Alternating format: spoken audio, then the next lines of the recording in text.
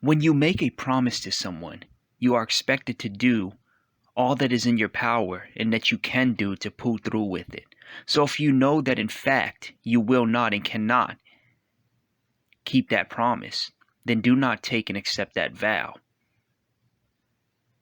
As we are in the Father, and the Father is in us, if he fulfills all of his vows and words, even to as much as giving up his own Son, our Messiah Yeshua, then how much more must we do the same? As we look into the account of Yeshua, and we look at how he made this promise to his Father, and in fact pulled through with it. Genesis 47, verse 28. And Jacob lived in the land of Egypt 17 years. So the days of Jacob, the years of his life, were 147 years. And when the time drew near that Yisrael must die, he called his son Joseph and said to him, If now I have found favor in your sight, put your hand under my thigh and promise to deal kindly and truly with me. Do not bury me in Egypt, but let me lie with my fathers. Carry me out of Egypt and bury me in their burying place. He answered, I will do as you have said. And he said, Swear to me. And he swore to him. Then Yisrael bowed himself upon the head of his bed. Now, when you are honest and truthful, Yahweh will indeed live in you and shine and speak through you, as you continually glorify in him. He too shall in and through you be as a light of the world, as it was not Yaakov speaking on his deathbed, but in fact Yahweh speaking through him as he blessed Joshua and his sons, Joshua's brothers. Then, in Genesis chapter 49, we can see this. Jacob called his sons and said, Gather yourselves together, that I may tell you what shall happen to you in the days to come. Assemble and listen, O sons of Jacob. Listen to Yisrael your father. Reuben, you are my firstborn, my might, and the first fruits of my strength, preeminent in dignity and preeminent in power, unstable as water. You shall not have preeminence, because you went up to your father's bed, then you defiled it. He went up to my couch. Simeon and Levi are brothers. Weapons of violence are their swords. Let my soul come not into their counsel, O my glory. Be not joined to their company, for in their anger they killed men, and in their willfulness they hamstrung oxen. Cursed be their anger, for it is fierce, and their wrath, for it is cruel. I will divide them in Jacob, and scatter them in Yisrael. Judah, your brother shall praise you. Your hand shall be on the neck of your enemies. Your father's son shall bow down before you.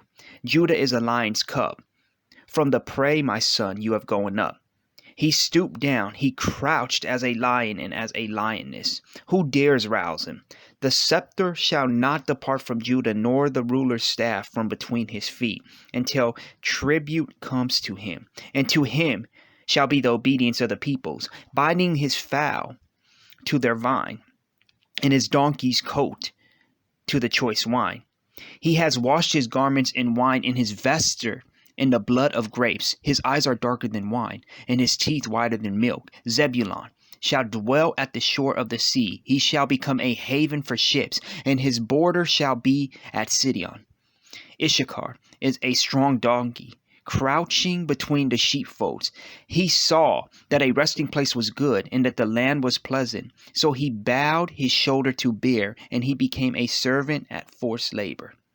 Dan shall judge his people as one of the tribes of Israel. Dan shall be a serpent in the way, a viper by the path, that bites the horse's heels, so that his rider falls backward.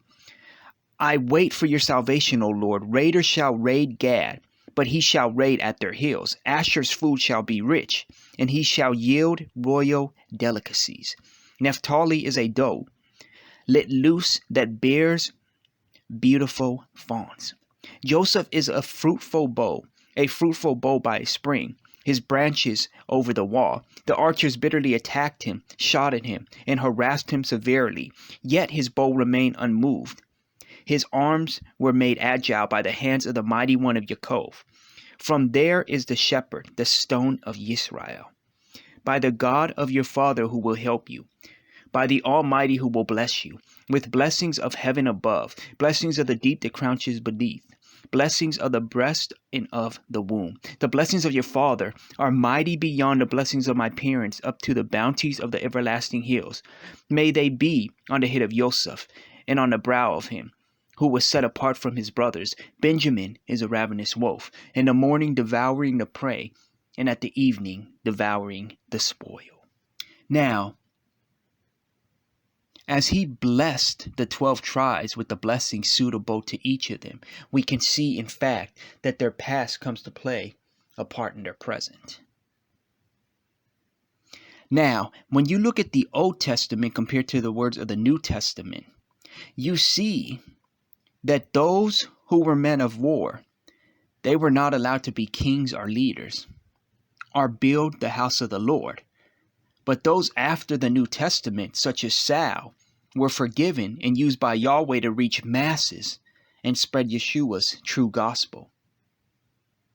Now, be strong and show yourself a man, and keep the charge of the Lord your God, walking in his ways and keeping his statutes, his commandments, his rules, and his testimonies, as it is written in the law of Moses, that you may prosper in all that you do and wherever you turn, that the Lord may establish his word that he spoke concerning me, saying, if your sons pay close attention to their way, to walk before me in faithfulness with all of their heart and with all of their soul, you shall not lack a man on the throne of Israel.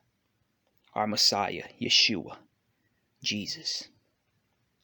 May the Lord bless you and keep you. May the Lord cause his face to shine upon you and be gracious to you. May the Lord lift up his countenance upon you and give you shalom.